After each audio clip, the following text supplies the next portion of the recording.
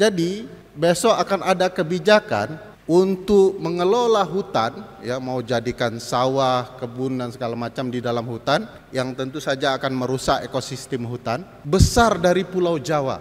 20 juta hektar hutan ada di Kalimantan, di Sulawesi, di Papua, di Sumatera. Besar sekali. Kenapa itu kontradiktif? Karena itu sama saja maknanya presiden akan mengunjungi korban banjir tiap tahun, mungkin tiap bulan, kalau kemudian hutan itu dirusak ekosistemnya. Jadi tidak masuk akal.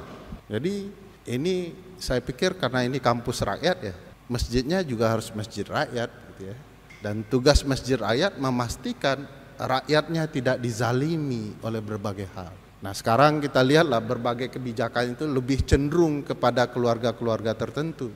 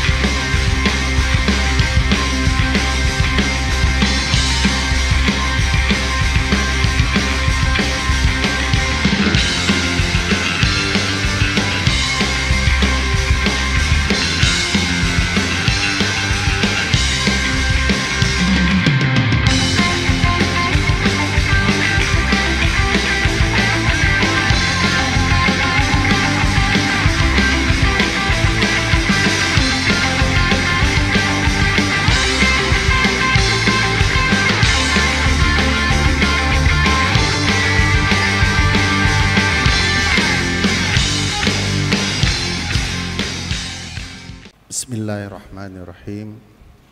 Assalamualaikum warahmatullahi wabarakatuh. Innal hamdalillah nahmaduhu wa nasta'inuhu wa nastaghfiruh wa na'udzu billahi min syururi anfusina may yahdihillahu fala mudhillalah wa may yudhlil fala hadiyalah. Asyhadu an la ilaha illallah wa asyhadu anna Muhammadan abduhu wa rasuluh. Imam takmir masjid, saudara-saudara sekalian, jamaah Masjid Kampus UGM, terima kasih sudah diajak berdiskusi acara tahunan selama bulan Ramadan di Masjid UGM. Saya ingin memulai diskusi sebagaimana yang disampaikan soal topik yang dijelaskan oleh takmir dengan satu ayat yang cukup penting yang menjelaskan soal ketamakan manusia, terutama penyelenggara negara.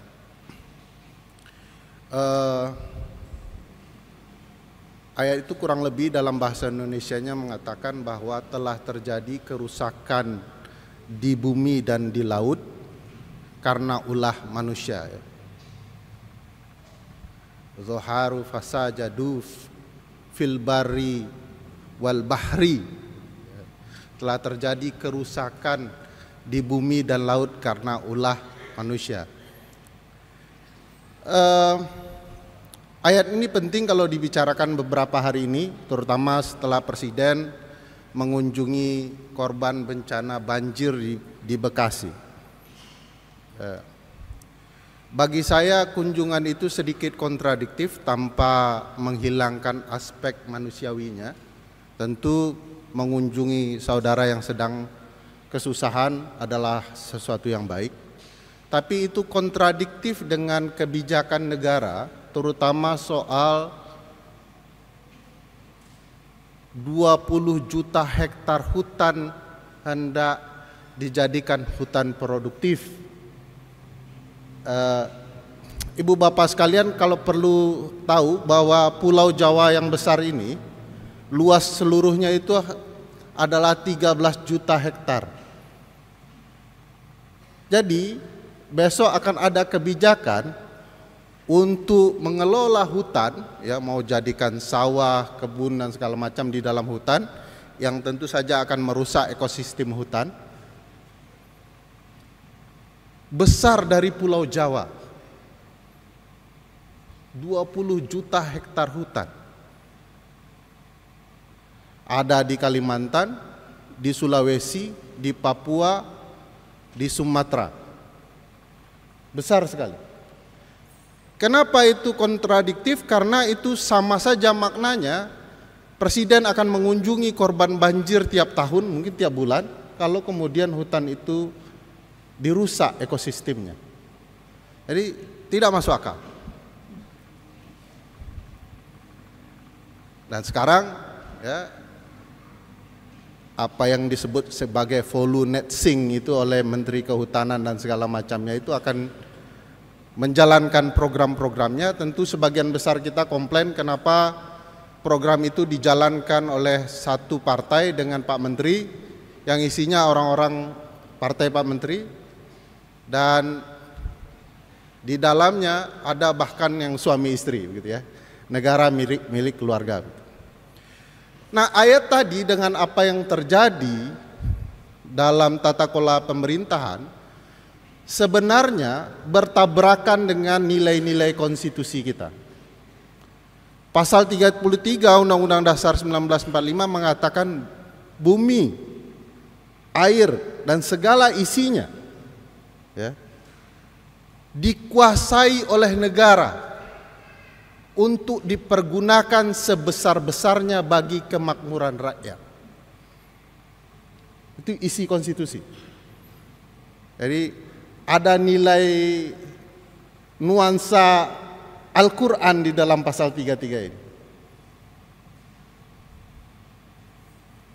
Tapi Al-Quran memperingatkan, hati-hati nanti manusia-manusia ini akan merusak bumi dan di laut, bumi dan air. Konstitusi mau kawal itu. Faktanya, meskipun sudah didalilkan konstitusi untuk dipergunakan sebesar-besarnya bagi kemakmuran rakyat, yang lebih makmur bukan rakyatnya. Yang lebih makmur pejabat-pejabat. Kemarin kita dikejutkan setelah isi bumi dikeruk yang namanya Pertalite dan Pertamax itu ya. Lalu kemudian kita tahu bahwa ada korupsi di sana. Jumlah kerugian keuangan negaranya luar biasa, 1 kuadriliun. Semua terkejut, 1 kuadriliun itu korupsi berapa banyak itu. Yang kita tahu per tahunnya uang yang diambil itu sebesar 190 triliun, besar sekali, masih tetap besar. 1 kuadriliun kurang lebih tambah 3 nol lagi gitu ya. Kalau dibelikan takjil buka bersama, saya tidak terbayang itu ya. Teman-teman UGM akan menikmati betul itu. Ramadan kali ini dan Ramadan tahun berikutnya takmir tidak perlu khawatir. Dan alhamdulillahnya setelah pengelolaan isi bumi yang namanya minyak bumi itu dikeruk dan dipermasalahkan ya, macam-macam cara mereka mengkeruk isi bumi, ternyata kemudian dikorupsi, dan korupsinya menyakitkan lagi. Kenapa menyakitkan? Karena orang yang membeli minyak itu mengalami kerusakan motornya karena itu oplosan. Yang bahasanya sekarang sudah diubah, mohon diganti ibu bapak sekalian, bahasanya jadi blending. Arti bahasa kampung saya oplosan gitu ya, untuk dikurangi maknanya. Nah, ini cara kemudian orang yang tidak amanah bekerja menjalankan pemerintahan.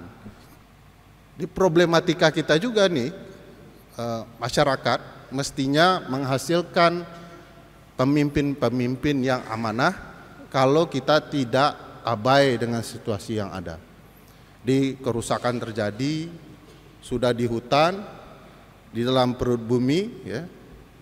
Nah, sekarang ada kerusakan baru dari pengerukan bumi juga, yaitu korupsi emas palsu. Jumlah korupsinya lebih besar dari 1 kuadriliun, 5,9 kuadriliun. Jadi mohon takmir tidak khawatir dengan takjil ya, siapa tahu mereka mau sumbangan. Bisa koruptor rajin sekali sumbangan ke masjid ya. Karena kita kan sumbangannya sedikit, mereka langsung sumbangan besar.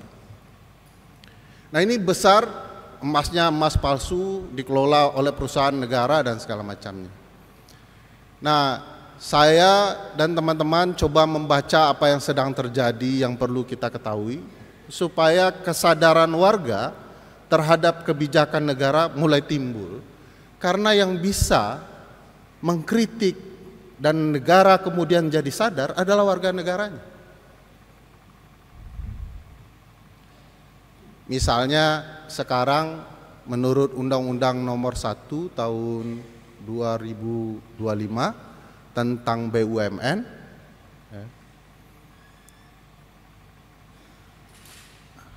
nah, itu kalau sudah bicara BUMN begitu, ada yang satu sedikit sakti BUMN ini. Menurut ketentuan itu, bahwa akan ada investasi berdasarkan uang negara yang dikelola sedemikian rupa. Berapa uang yang mereka lakukan untuk investasi negara? Dari 750 triliun uang negara dari upaya efisiensi. Masjid UGM juga kabarnya dapat bagian efisiensi gitu ya. Dari 750 triliun, 20 triliunnya akan dipergunakan untuk makan bergizi gratis. 20 triliun, lumayan ya, besar. Tapi masalahnya ada yang lebih besar. 320 triliunnya akan dipakai untuk investasi BUMN yang namanya Danantara. Tadi ngurus minyak tidak becus, ngurus yang lain tidak becus. Sekarang uang kita mau dipakai untuk ngurus bisnis baru yang pertanggungjawabannya aneh. Untuk pertama kali di dalam ketentuan undang-undang ini, pengelolaan uang negara yang namanya Danantara itu pertanggungjawabannya langsung kepada presiden. Tidak kepada menteri, tidak yang lain-lain, tapi pada presiden. Pertanyaan besarnya, siapa pula jenis jaksanya dan polisinya yang mau menangkap presiden? Jangan-jangan peletakan nama presiden di sana untuk kepentingan agar berbagai penyimpangan pengelolaan investasi negara BUMN itu tidak dicikarai oleh aparat penegak hukum. Nah ini problematika yang betul-betul perlu jamaah perhatikan, karena menurut saya penting bagi semua kita di dalam bulan suci ini meningkatkan rasa kritis. Sebagian masyarakat mengatakan itu yang kritis itu nyinyir karena belum dapat jabatan.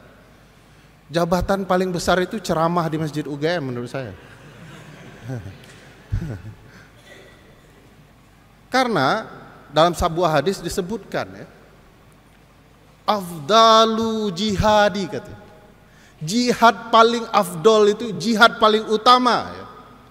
Kalimatu adlin katanya, menyampaikan apa yang benar kepada siapa? Sultani jahir, pemimpin yang zalim. Jadi jihad paling utama di bulan jihad besar ini ya, adalah menyampaikan kebenaran kepada pemerintah penguasa yang zalim. Ibu-ibu kalau di rumah suaminya zalim sampaikan. Jihad utama itu. Suaminya enggak pulang-pulang seperti saya itu. Keliling, zalim kepada keluarga. Sampaikan. Pak RT yang minta sumbangan terus tapi enggak ada pembangunan di RT, zalim. Ingatkan. Kepala desa yang muncul tiba-tiba baiknya setengah mati ketika pemilu, zalim kalau itu uang yang kemudian dia gunakan mempengaruhi suara ibu bapak sekalian. Ingatkan deh. Yang agak berat itu kan mahasiswa mengingatkan dosen pembimbingnya ya. Walaupun dosen pembimbingnya banyak yang zalim ya. Bapak zalim, agak berat. Belum menyampaikan sudah kena mental gitu ya. Nah bayangkan kalau presiden menteri zalim kepada rakyat dan tidak ada intelektualnya mengingatkan. Seolah-olah intelektual Islam tidak bicara apa yang disampaikan nabinya. Nabi mengatakan jihad utama mengingatkan pemimpin zalim. Kurang zalim apa? Kasih makan bergizi tapi ada belatungnya. Mau jual minyak untuk ibu bapak sekalian ternyata oplosan. Kurang zalim apa? Ngurus ke rumah sakit ditanya KTP, luka tidak ditanya. Ini hampir di seluruh rumah sakit di Indonesia. Kebijakan rumah sakit yang ditanya dulu KTP, padahal orangnya sebentar lagi mati. Kewajiban sekolah untuk berbagai warga negara yang ditanya sanggup atau tidak bayar UKT-nya. Ini UKT ini agak sensitif nih, apalagi sama senior-senior saya yang takmir masjid. Kurang zalim apa kalau kemiskinan diabaikan? Sementara orang-orang alim terdahulu, ya, Umar bin Khattab misalnya, tidak sanggup tidur kalau masih ada orang miskin yang belum makan. Kurang zalim apa negara ini? Kurang zalim apa uang sebanyak-banyaknya dipakai untuk pembentukan ibu kota negara baru, ibu kotanya tidak pernah ada. Maka tugas intelektual yang sadar dengan kepentingan ini memberikan peringatan. Bukankah peringatan itu dalam kebaikan dan kesabaran? Jadi ini saya pikir karena ini kampus rakyat, ya, masjidnya juga harus masjid rakyat, gitu ya. Dan tugas masjid rakyat memastikan rakyatnya tidak dizalimi oleh berbagai hal. Nah, sekarang kita lihatlah berbagai kebijakan itu lebih cenderung kepada keluarga-keluarga tertentu. Padahal pasal 33 itu ayat 1 Undang-Undang Dasar bilang bahwa perekonomian, Undang-Undang Dasar, ya, perekonomian dibangun sebagai usaha bersama. Usaha bersama. Perekonomian negara ini dibangun sebagai usaha bersama dengan berdasarkan kepada azas kekeluargaan. Nah, pertanyaannya, keluarga siapa ini? Yang dimaksud oleh konstitusi, kita sebagai keluarga atau ada keluarga-keluarga lain yang diutamakan di dalam perekonomian kita? Di Danantara itu kalau ibu bapak sekalian garis nama silsilahnya itu satu keluarga semua, itu punya keterikatan satu sama lain. Jadi enak juga punya keluarga seperti ini, ya, silaturahminya terjaga sampai ke urusan-urusan perut dan bisnis. Saya tidak melihat, ya, ada niat baik betul-betul menyelenggarakan negara berdasarkan nilai-nilai yang hidup di tengah masyarakat, terutama nilai agama, ya, nilai konstitusi yang diyakini, agar kemudian kita dalam menyelenggarakan negara betul-betul sesuai dengan tujuan dan harapan bernegara. Kalau ternyata uang segitu banyak bisa dikumpulkan sedemikian rupa, menurut saya, ya, banyak hal yang bisa dikerjakan. Misalnya tiap tahun akan ada sumbangan kepada kampus-kampus, ya, agar kemudian anak-anak tidak mampu agar bisa bersekolah dengan nyaman, tidak diteror berbagai UKT oleh administrasi kampus dan lain-lain. Kenapa kemudian ke yang lain? Semua tidak dipedulikan, yang dipedulikan bagaimana mengeruk dan memastikan keuntungan kepada keluarga-keluarga tertentu. Perlu ibu bapak ketahui, sekarang sudah ada kebijakan, ya, bisnis tambang berlangsung di 20 pulau-pulau terkecil di Indonesia. Terjauh, terpencil, gitu ya, pulau-pulaunya. Ini tidak hitung pulau-pulau besar, ya. 20. Apa konsekuensi dari mengeruk tambang berlebihan di pulau-pulau kecil, terutama di luar wilayah teritorial kita, pulau paling jauh, begitu ya. Konsekuensinya, kalau kemudian terlalu rakus, maka pulau itu akan hilang. Konsekuensi pulau hilang karena kerakusan dan ketamakan manusia ini adalah hilangnya batas teritorial sebuah negara. Kurang wilayah teritorial gitu. Mendekat dia perhitungannya. Sehingga kita tidak punya batas teritorial yang jauh. Ini problematika yang luar biasa. Kenapa kebijakan ini tidak terlalu peduli, penting keruk dulu, bisnis jalan, ya. Nanti soal batas wilayah, soal penduduk, soal kemanusiaan nanti sajalah dipikirkan.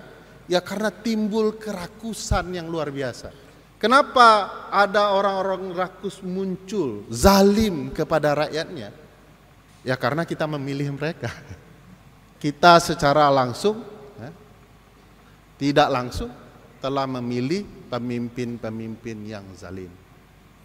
Kenapa pemimpin-pemimpin yang zalim lahir? Karena salah satu yang saya pahami adalah masjid tidak lagi menjadi sumber lahirnya pemimpin-pemimpin baik. Kurang hebat apa takmir masjid ya? Tiap minggu laporan keuangan. Coba teman-teman bayangkan Menteri BUMN laporkan tiap minggu keuangan terbuka. Ya enggak harus seperti takmir masjid ya, di masjid tiap Jumat ya. Mereka kan punya website, punya apa segala macam yang melaporkan.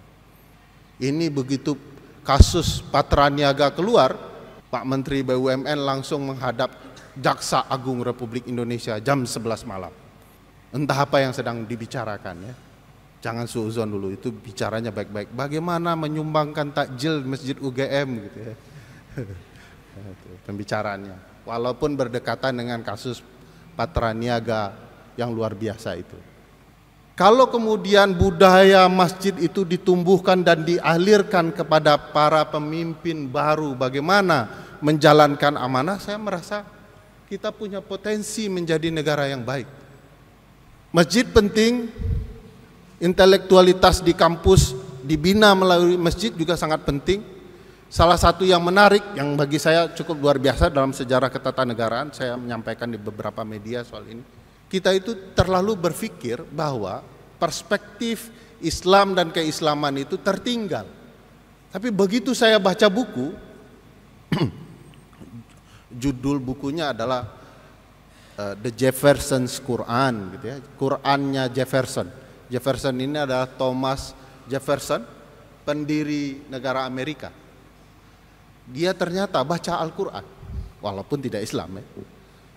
Apa yang dia baca, dia mau cari tahu ya, bagaimana buat negara yang baik, aturan di Quran itu seperti apa. Karena dia takjub ada satu permasalahan ketika negara mereka masih baru.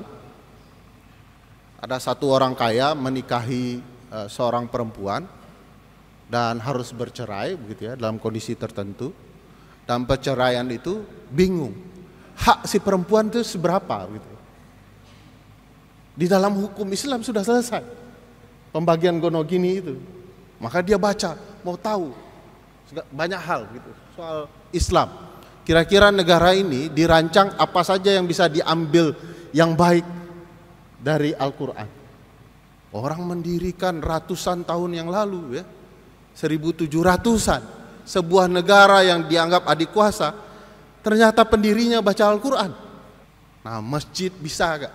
Ya jadi masjid jangan semuanya teman-teman rohis juga yang menguasai ya, ceritanya serius semua kan. Harus ada cerita-cerita yang juga berkaitan dengan kebutuhan masyarakat di luar masjid.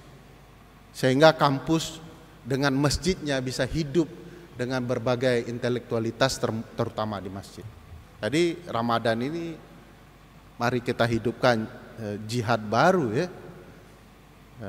Mengkritik kekuasaan yang zalim dan pastikan masjid juga menghasilkan pemimpin baru yang bisa menjadi harapan. Ya pastilah pemimpinnya tidak sekedar oke gas ya. Tapi pemimpin yang betul gasnya, betul juga cara ngeremnya gitu ya. Dan saya merasa kampus UGM dengan masjid kampusnya yang menurut takmir tidak pernah berhasil diberikan nama gitu ya, mampu menghasilkan cendekiawan baru, kepemimpinan baru yang betul-betul bisa bermanfaat bagi orang banyak. Kita punya masih banyak waktu untuk memikirkan ke depannya bahwa masjid sebagai sumber kepemimpinan baru dan menghasilkan kepemimpinan yang baik ke depannya. Walaupun di negara antah berantah kepemimpinan tidak selalu berasal dari masjid atau aktivis, tapi cukup jadi anak seseorang saja ya. Pastikan pamannya juga ada di tempat tertentu agar kemudian bisa menjadi pemimpin. Tapi mudah-mudahan ke depan masjid menjadi ruang baru untuk kemudian mengelola kepemimpinan nasional dan menghasilkan orang-orang baik yang baru. Orang-orang yang betul mengerti masyarakatnya. Tidak mengerti masyarakatnya hanya ketika menjelang pemilihan umum, tapi betul-betul paham apa yang disusahkan dan dikeluh kesahkan oleh masyarakatnya. Beberapa hari yang lalu ada pemimpin yang menangisi ya, nasib hutan. Saya tidak tahu tangisnya benar atau tidak, itu bukan urusan kita. Penting dia menangis bahwa bagaimana pengelolaan hutan yang rusak ya. Itu karena sebagian daerah aliran sungai diberikan izin untuk berbisnis. Akibatnya peruntukan lahan hutan berganti. Saya tidak terbayang kalau pemimpin hanya bisa menangis untuk itu. Yang harus keluar adalah kebijakan, memastikan rakyat tidak lagi tertimpa bencana, dan memastikan kebijakan itu betul-betul pro, tidak hanya pro kepada para pebisnis. Jadi nangis penting ya. Kita ini kan nangisnya 5 tahun sekali ya. Dan nanti setelah 5 tahun ya lupa cara menangis di hadapan publik. Dan satu-satunya hamba yang mampu betul-betul menangis untuk kepentingan publik adalah orang-orang di masjid gitu. Orang-orang saleh. Karena nangisnya malam, tidak ketika belusukan. Kalau nangisnya belusukan ya aspek drama Koreanya jauh lebih tinggi ya. Tapi ya jangan dianggap tidak penting juga itu bersedih gitu. Sepanjang kemudian kebijakannya betul-betul mampu mengubah berbagai hal.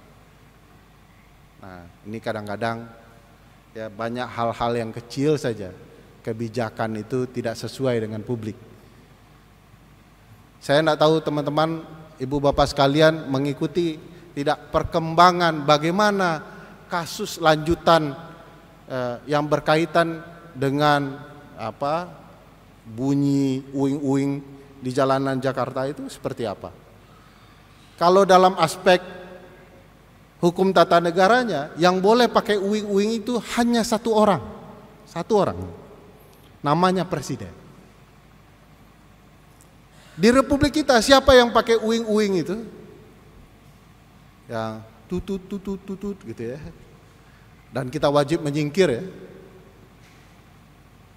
Semua orang bisa pakai uing-uing itu. Termasuk orang yang mau nikah gitu ya. Karena kebutuhannya kayak mendesak gitu. Menyingkir kita semua. Menteri, ibu menteri, sekarang ibu wakil menteri. Perlu diketahui, menteri koordinator pun ada wakilnya sekarang. Menteri koordinator kita 7 kalau saya tidak salah, semuanya pakai wakil. Padahal kerjanya hanya mengkoordinir kementerian teknis. Kenapa pakai koordinator? Bahkan di Undang-Undang Dasar tidak ada menteri koordinator. Tapi mungkin ini fungsinya untuk menambah jumlah uing-uing di pagi hari ya. Supaya lebih maksimal ya. Itu latihan mental bagi rakyat di negeri Konoha lah ya. Pagi-pagi stres segala macam, tertimpa uing-uing lagi ya. Nah ini tidak kebijakan yang hampir kontradiktif ya. Mau masyarakatnya tertib, tapi penyelenggara negaranya sendiri tidak tertib.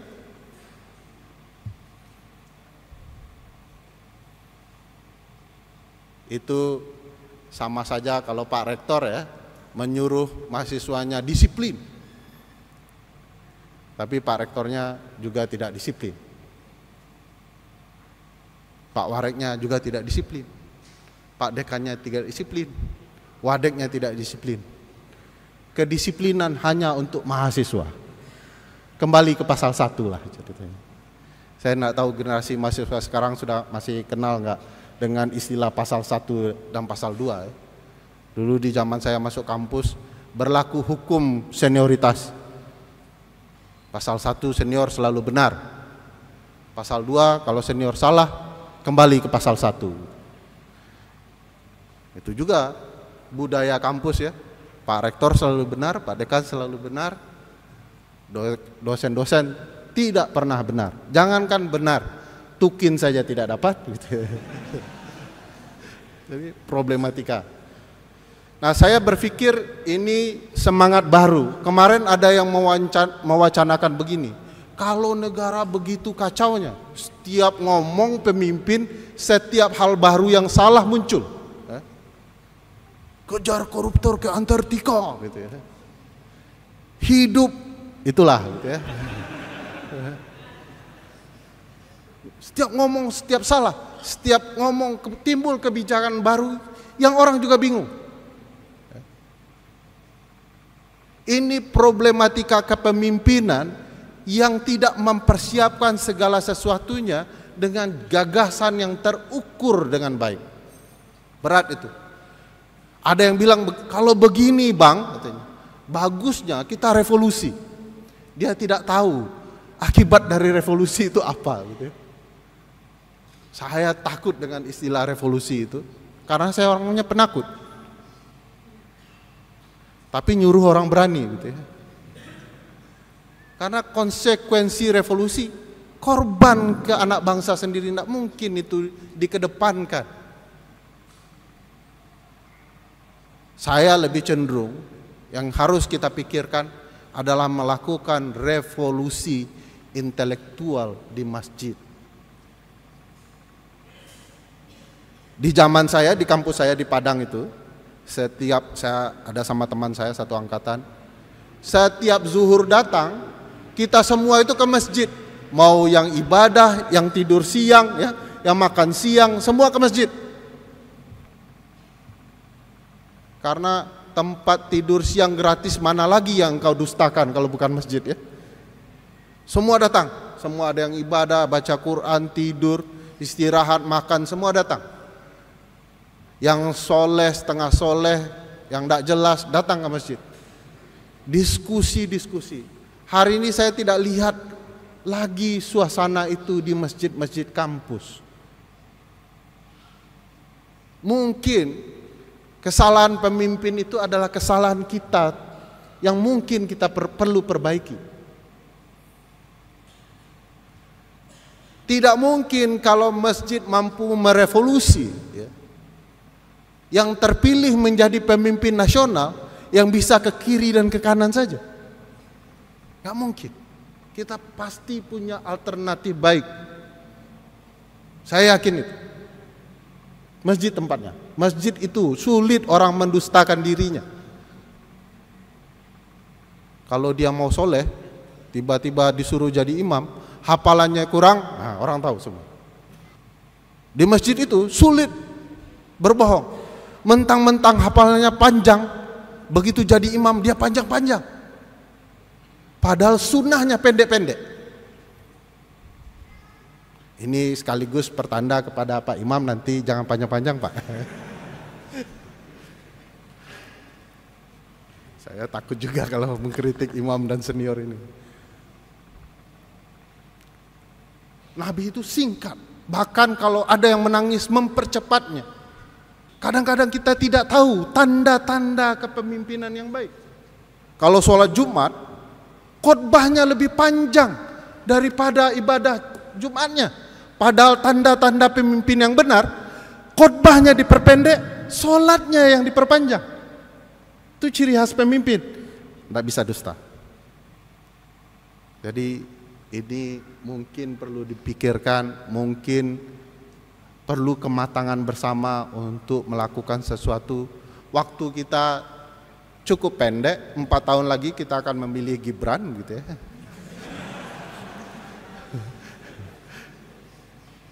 Saya tidak melihat ada tanda-tanda pemimpin umat yang menonjol, yang mampu menyatukan banyak kalangan untuk bicara kebaikan.